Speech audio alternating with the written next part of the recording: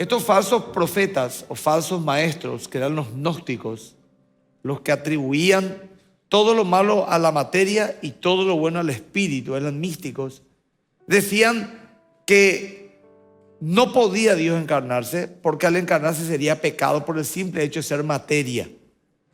Él es espíritu. Pero el problema de estos hombres es que al negar el nacimiento de Cristo, por ende negaban su crucifixión y su muerte física y su resurrección, lo cual es una columna principal, es la columna vertebral, no principal, vertebral, la única de la fe cristiana. Para ello vamos a mirar un poquito, Primera de Corintios, capítulo, creo que 14, miremos juntos en el nombre de Jesús. Primera de Corintios, capítulo 14, 15 creo que es, 15, dice: y si Cristo no resucitó, vana es entonces nuestra predicación, vana es también nuestra fe. Y somos hallados falsos testigos de Dios, porque hemos testificado de Dios que Él resucitó a Cristo, el cual no resucitó, como decían algunos, si en verdad los muertos no resucitan. Porque si los muertos no resucitan, tampoco Cristo resucitó. Y si Cristo no resucitó, vana es nuestra fe, aún estamos en nuestros pecados. El principio doctrinal más importante de la fe cristiana fue que Cristo murió en expiación por nuestro pecado. Él resucita. Y si Él no resucita, no era Dios, no tenía potestad sobre la muerte y su sacrificio no fue aceptado. Tiene una implicancia teológica profunda. Pero los gnósticos, por esta falsa enseñanza, por esta mentira, este espíritu engañador, creían y se obstinaban de decir: materia es malo en sí mismo y el espíritu es bueno en sí mismo. Aunque estamos de acuerdo que el espíritu es bueno en sí mismo, no estamos de acuerdo con que la materia sea mala en sí misma. Es cierto que el pecado opera a través de nuestro cuerpo, pero no es que si te cortas un brazo, pero sos un poco menos pecador porque tenés un poco menos de carne encima. No, no es así. Es una manera de explicar la caída al corazón, y como nuestro cuerpo es la manera en que expresamos la actitud caída que tenemos. Con nuestro cuerpo maldecimos, con nuestro cuerpo violentamos, con nuestro cuerpo nos corrompemos, etc. Se habla de que el pecado está en nuestros miembros, pero eso no significa que en todo miembro está el pecado. Jesús vino en un cuerpo que Dios preparó, que podría pecar, pero no pecó, ni con su pensamiento. Y los gnósticos negaban esto. Y era todo un problema muy grave. Porque tener un Cristo equivocado en nuestra mente hace que no creamos en el verdadero Cristo. Porque fíjense, si por ahí, porque la gente puede creer que Jesús es algo que cada uno puede hacerlo a su imagen y semejanza, a la mía. Jesús va a ser así. Y Jesús para mí tal cosa. A mí me decía a veces: Jesús le acepta a todo el mundo, no importa cómo viva. Jesús le ama a todo el mundo, no importa cómo seas. Jesús es súper bueno. Él le ama, no importa el camino que elijas, pero la Biblia no dice eso. La Biblia dice que Jesús era un ser humano, 100% hombre, 100% Dios, pero como Dios tenía voluntad, tenía pensamiento, tenía sentimiento y tenía características muy puntuales que la Biblia describe. Te pongo un ejemplo práctico. Yo, Emilio Agüero, soy lo que soy por dos cosas. Por mi carácter, vamos a decir, y por mi aspecto físico, por mi cuerpo. Por ejemplo, si alguien dijese: Emilio Agüero es rubio, de 1,60 m, un poco gordito, semicalvo. Alguien va a buscar a Emilio Agüero con esa característica y yo me puedo parar frente a él y no va a saber que soy yo, Emilio Agüero, porque tiene un falso concepto de quién soy yo. Así también Cristo. Él tiene características. También, supongamos que le quita a una persona su cerebro, por decir, y me pone a mí con mi cuerpo, y yo empiezo a tener otros gustos, otro temperamento, otro carácter, otra forma de ser. Aunque mi cuerpo te diga: este Emilio Agüero, por mi actitud, por mi forma de pensar, el que me conoce va a decir: no, este no es Emilio Agüero, algo le pasó a otra persona. Así que no se puede disociar nuestro carácter, emociones, personalidad de nuestro cuerpo. Jesús también tenía espíritu y tenía un cuerpo. De hecho, Jesucristo es su nombre completo. Jesús, que es su nombre humano, y Cristo, que es su título divino, el ungido en griego. Entonces vos al decir Jesucristo, vos estás diciendo Jesús fue 100% hombre, lo cual los gnósticos rechazaban, y fue 100% Dios. No es que él era 50 hombre, 50 Dios. Es un misterio, pero fíjense lo que dice nuevamente primera de Juan, capítulo 4, dice, el 3, 4 te dice, y todo espíritu que no confiesa que Jesucristo, dice Jesús, no dice Cristo, dice Jesucristo. A propósito escribe Juan así, ha venido en carne, en materia, no es de Dios. Todo espíritu que no confiesa, o sea, que niega que Jesucristo vino en carne, en materia, no es de Dios. Y este es el espíritu del anticristo, dice, el cual también habéis oído que viene y que ahora ya está en el mundo. Acá lo que está diciendo el apóstol Juan era el último apóstol vivo, defendiendo la última autoridad apostólica, porque la autoridad de la iglesia siempre fueron los apóstoles. Cristo fue al cielo y quedaron los apóstoles, y ellos eran la autoridad. No había Biblia, pero ellos empezaron a escribir lo que el Espíritu Santo les mostraba. En Juan 16 Jesús le dijo, el Espíritu Santo le dirá lo que tienen que recordarse, lo que yo quiero que ustedes sepan. Por eso dice Gálatas 2:20, edifiquen su vida espiritual sobre el fundamento de los apóstoles y profetas, siendo la principal piedra de ángulo Jesucristo.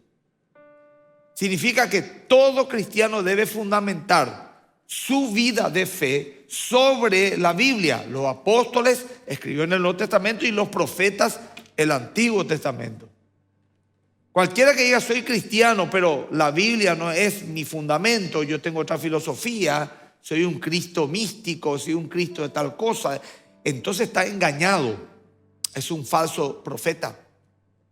Porque los apóstoles dejaron en claro esto. Y lógicamente que Jesús muere, los apóstoles empiezan a predicar por todos lados, y al crecer la iglesia crecieron los problemas.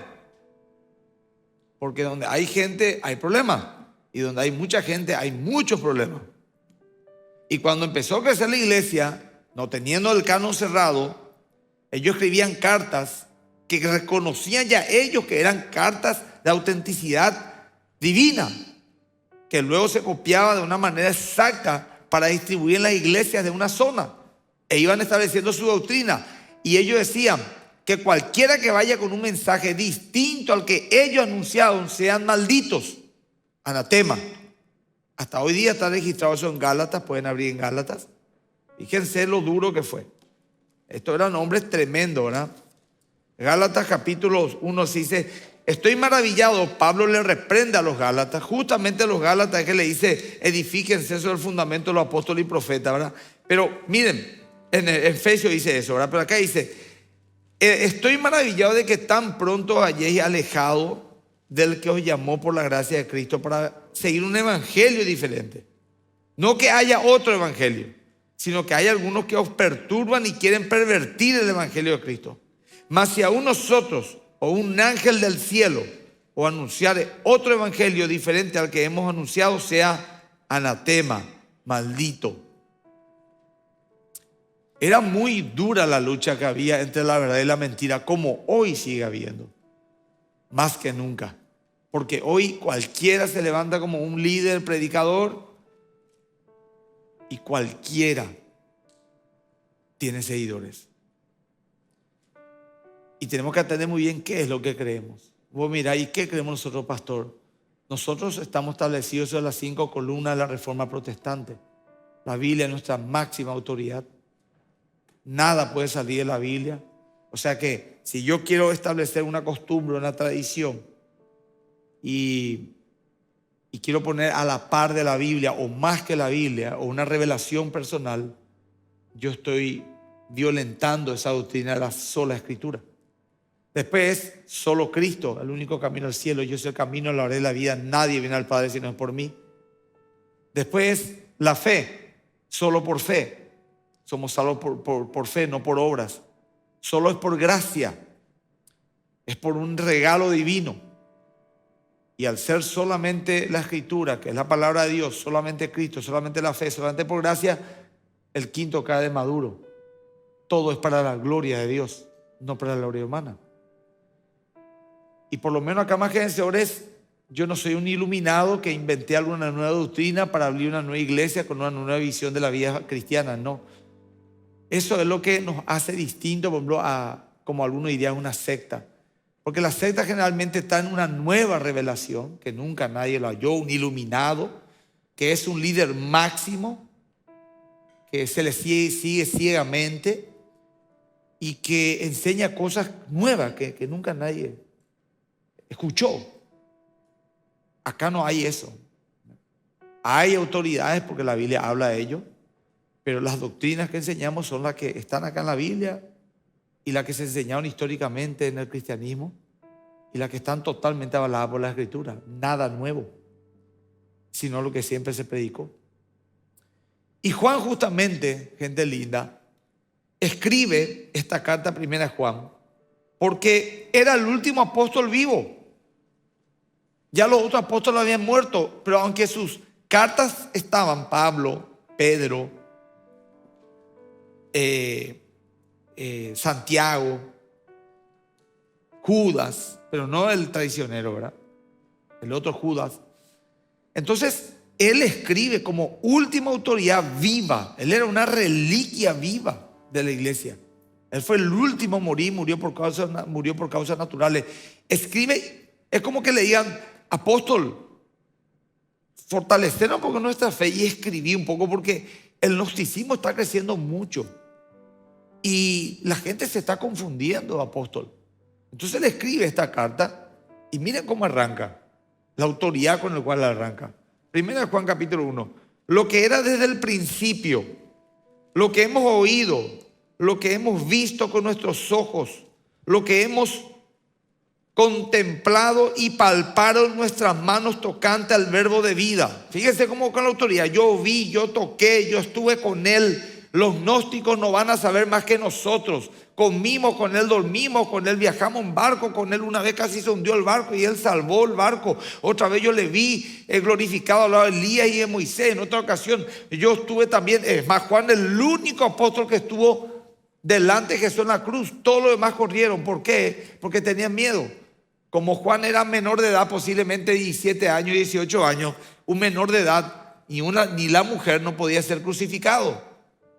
Él dice, yo estuve, yo no hablo por otro, como los gnósticos. Ellos vienen a darte sus revelaciones, pero ¿en qué avalan sus revelaciones? ¿Cómo sabemos que son de Dios sus revelaciones? Nosotros sabemos que es de Dios lo que le enseñamos porque Jesús nos enseñó. No venimos a decirle nada nuevo, en el sentido de que no se inventó nada. Acá estamos hablando de lo que Jesús nos impartió. Eso es lo que hoy decimos a la iglesia.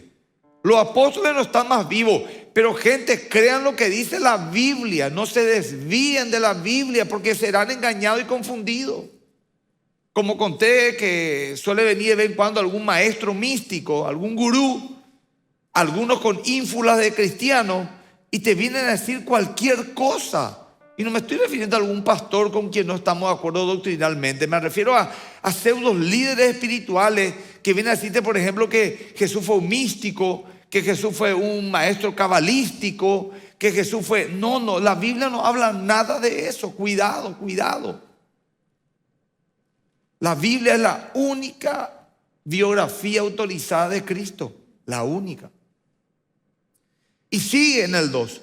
Porque la vida fue manifestada y la hemos visto, la hemos testificado. Anunciamos la vida eterna, la cual está con el Padre y se nos manifestó. E insiste, y lo que hemos visto y oído, eso anunciamos, para que también vosotros tengáis comunión con nosotros. Y nuestra comunión verdaderamente es con el Padre y con el Hijo de Jesucristo.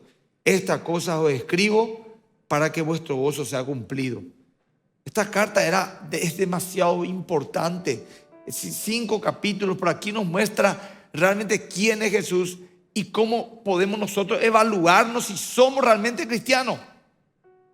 Jesús le dijo cuando habló con Nicodemo en Juan capítulo 3, Nicodemo era un hombre sabio, prudente, líder, sacerdote, conocedor de la Escritura, y va con él de noche a hablar. La famosa conversación de Juan capítulo 3, Jesús y Nicodemo, que es la conversación más poderosa y profunda de la Biblia.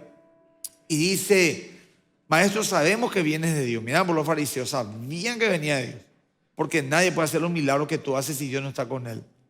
Y Jesús le dice: Nicodemo, si no naces de nuevo, no puedes entrar al reino de los cielos. 3 veces le dijo: es necesario que nazcas de nuevo. ¿Y qué es nacer de nuevo?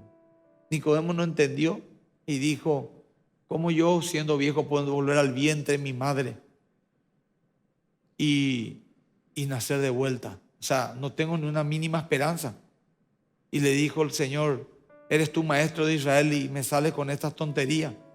Yo hablo en el espíritu. Lo que es nacido de la carne, carne es. Pero lo que es nacido del espíritu, espíritu es.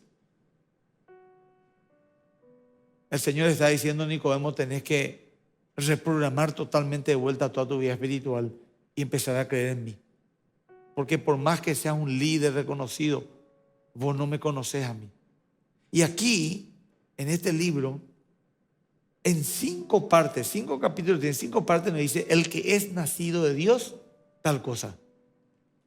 Y vamos un poco a evaluar una vez si nacimos de nuevo para poder decir somos realmente cristianos. El primero está en el capítulo 3, versículo 9. Perdón, el capítulo 2, versículo 29. Dice: si sabéis que Él es justo, habla por Dios, sabed también que todo lo que hace justicia es nacido de Dios, el que hace justicia. Y esto es un principio, querido y querida, que te va a cambiar la vida si Él lo lleva a rajatabla. Tenemos que ser justos en todos los aspectos de la vida. Y si podemos, más que justos. Por ejemplo, en lo económico. A nuestras empleadas domésticas, por ejemplo, hay que pagarle como se le tiene que pagar. Hay que ser justos si queremos que Dios nos bendiga. Si le debemos algo a alguien, hay que pagarle. Por eso a muchos no les va bien económicamente, porque amaña. Pensá un poco qué cosa, pedirle a Dios: Señor, yo te pido, maestro, todas aquellas cosas en las cuales yo no estoy siendo justo, que estoy siendo emocional, vengativo. Continuamos. Capítulo 3, versículo 9. Todo aquel que es nacido de Dios no practica el pecado, porque la simiente de Dios permanece en él y no puede pecar, porque es nacido de Dios. Entonces, el que es hijo de Dios no practica el pecado. Y el anterior, el 8, dice: el que practica el pecado es del diablo. ¿Verdad que no es complicado? No hay que decir ni el original, ver qué dice, qué habrá querido decir. Entonces hay que distinguir practicar de caer. Y yo sé que nadie, o sea, caer en pecado, como que me tropecé y me caí. No sé cómo estoy acá, con $2 millones que no son míos. O con estas 3 chicas que no sé ni quiénes son. No. Pero hay que admitir que todos pecamos. Por ejemplo, vamos a poner un pecado de actitud. ¿Sí? Sos impulsivo o impulsiva y no querés ser así, pero sos. Y de repente algo pasa y decís y actuás y le herís a alguien. Te arrepentí, pedí perdón, pero en algún momento volvés a hacer lo mismo sin darte cuenta o reaccionaste. Te arrepentí, pedí perdón, pero no es un estilo de vida. La gente sabe ya que sos así, pero no es que toda la hora sos así. Como alguno que así yo soy y así lo vea. Es el practicar el pecado, ¿verdad? Entonces, todos pecamos, pero no puede caracterizarnos un pecado. Sigamos. El siguiente punto muy interesante está en 1 de Juan 4:7. Amados, amémonos unos a otros, porque el amor es de Dios. Todo aquel que ama es nacido de Dios y conoce a Dios. Esto tenemos ya en toda la área de nuestra vida. Yo sé que en nuestra carne a veces nos queremos comparar y decimos: ¿por qué es lo que aquel tal cosa y yo no? Esa es la autocomiseración. Después está envidia con otro nivel, que me pongo mal porque a vos te va bien, ¿verdad? Pero calibremos nuestro corazón. Yo por lo menos soy de este criterio. Yo digo, mientras más gente le vaya bien, menos problemas va a haber. Va a haber más gente feliz. Pero mientras más gente le va mal, a mí también me va a ir mal. Porque voy a salir en la calle, va a estar un loco amargado, puede chocarme, dispararme, no sé. Yo prefiero que la gente esté súper bien. Yo también estoy bien, si la gente está bien. Es distinto encontrarte en la calle con una persona feliz que le va bien a encontrarte un amargado, resentido que te puede matar en cualquier momento. Es mirar la vida nomás. Hay que amar. Amar a la gente. Y si vos me decís, porque hay gente que le cuesta amar a la gente, hay gente que está muy herida, lastimada. Y te voy a decir una cosa nuevamente. Pedí a Dios, le dice, pedid y se os dará. La gente pide coche, pide casa. Pedir amor, por ejemplo. ¿Quién dice, pues Señor, te pido algo muy especial? Yo quiero ser una persona que le sepa amar a la gente. ¿Cuánto pedimos ya eso? Yo creo que poco pedimos eso. Oh, Señor, quiero ser cada vez más justo. ¿Verdad? Bueno, continuamos, gente. El 5:1. Entonces, este ya está tildado. A ver, sos justo, no practicar el pecado y le amás a la gente. ¿Verdad? A todos le amás. Una cosa tremenda. Repartí amor a todos lados. 3 puntos. Decime, con estos 3 nomás, ¿qué vida no va a ser plena? Fuera de toda broma, ¿qué vida no es plena con estos 3? Yo quiero una persona con estos 3 nomás. Yo quiero para mi yerno. Si era soltero, quiero para mi esposa. Sí, o sea, quiero que mi mamá sea así, mi papá. Quiero que mi hijo sea así. O sea, yo quiero tener 10 amigos así. Justo, que no practica el pecado y que ama. Pero continúa. Todo aquel que cree que Jesús es el Cristo es nacido de Dios. Y todo aquel que ama al que engendró, ama también al que ha sido engendrado por él. Acá vuelve nuevamente una indirecta a los gnósticos. Todo aquel que cree que Jesús, el hombre humano materializado con carne, es el Cristo, es el ungido, es el Dios hecho hombre, es nacido de Dios. Esa es la condición para la salvación. Ahora, yo no quiero que vos digas nomás yo creo eso. Yo te quiero desafiar a que estudies la Biblia y te convenzas. Entonces cuando viene alguien, te invito a tal banco, shopping o salón auditorio, te van haciendo tu trabajo. ¿Para qué? Y va a venir un capo, un espiritualista, un hombre así espectacular y vos te vas a ir, ¿verdad? Y vos voy a escuchar qué dice. Sí, el tipo te va a proyectar y dice, bueno, el maestro Shawakatalaramanga Yeshua, que era un maestro hindú, el Cristo que es la Biblia, que era un maestro hindú que se casó con María, ahí yo, ¡plin! Ya para la oreja, cuidado, cuidado. Todo aquel que cree que Jesús es el Cristo, el Hijo de Dios. Él no se casó con nadie, Él murió y resucitó, a los 33 años fue al cielo, está en la presencia de Dios, nuestro Salvador. Entonces, vos crees que Jesús es el Cristo. Amén. Y vamos a irnos al último. 5:18. Sabemos que todo aquel que ha nacido de Dios, nuevamente, no practica el pecado, pues aquel que fue engendrado por Dios le guarda y el maligno no le toca. Sabemos que somos de Dios y el mundo entero está bajo el maligno, es cierto. Y una cosa nomás me olvidé de leer en el 5:4. Porque todo lo que es nacido de Dios vence al mundo.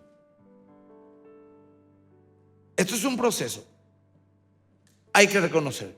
Hay 3 tipos de santidad.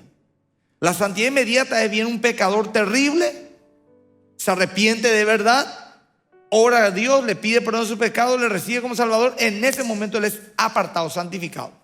Luego hay una segunda etapa de santificación que es el proceso de santificación, donde la persona se para y se va. Y él mismo que se arrodilló. Tiene la misma familia, los mismos dramas, las mismas luchas, los mismos pecados. Pero se espera, y es un proceso, que vaya santificándose de a poco se va. O algunos muy rápido, gloria a Dios, pero algunos tardan un poquito más, pero se va santificando. Y el tercer proceso de santidad es cuando uno ya está en la presencia de Dios, donde ya vamos a tener un cuerpo glorificado. Es el futuro que no vamos, ni aunque querramos pecarlo, no vamos. Ni aunque querramos. no vamos a poder, o sea, un decir, no vamos a querer, ¿verdad? Pero imposible pecar.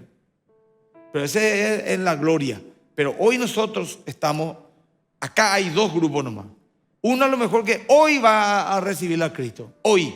Si es de verdad, hoy se santifica, la aparta. Y el resto estamos todos nosotros, mientras vivamos en este cuerpo físico, nos vamos santificando. Ya vosotros estáis limpios por medio de la palabra que he dado. Esta palabra ya le va santificando a ustedes, ya le va limpiando. Algunos se dan cuenta, otros no, pero le va limpiando. Entonces, ¿qué es el que vence al mundo? Y esta es la victoria que venció al mundo, nuestra fe, el filtro entre el mundo y nuestra santidad es la fe, porque la fe va filtrando, va dejando acá lo que no es de Dios. ¿Vieron como eso? Antes yo veía, no veo más ahora entre paréntesis, los albañiles ponían esa cama que era, ¿cómo se llama? De metal, y tiraba su tierra, y quedaba el pedregullo hacia este lado y caía. Bueno, esa es la fe. El pedregullo que hace acá y va cayendo ahí solamente la arena que va a servirle. Bueno, esa es la fe. Así también la fe, va la fe. Miren, yo analizo mi corazón y digo yo, si yo no era creyente, ¿cómo hubiera actuado o cómo hubiera reaccionado ante tal circunstancia? ¿Verdad?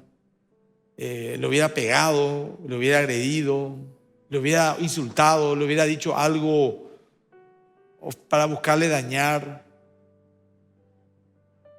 ¿Cómo hubiera yo actuado? Y me doy cuenta que muchas cosas cambiaron en mí. No soy más el mismo hace 20 años atrás o 30 años atrás. Y no solamente no soy el mismo, sino que lo que hubiera sido yo con 30 años más de capacitación en el pecado y en el mundo. ¿Entendés por qué hay que tomar una decisión rápido? Porque mientras más esperas, más duro te volvés. Yo tengo amigos de adolescencia que ya eran duritos, hoy son piedra, pero mucho peor. En el sentido así, para la fe me refiero. Entonces la decisión hay que tomarlo lo más pronto posible.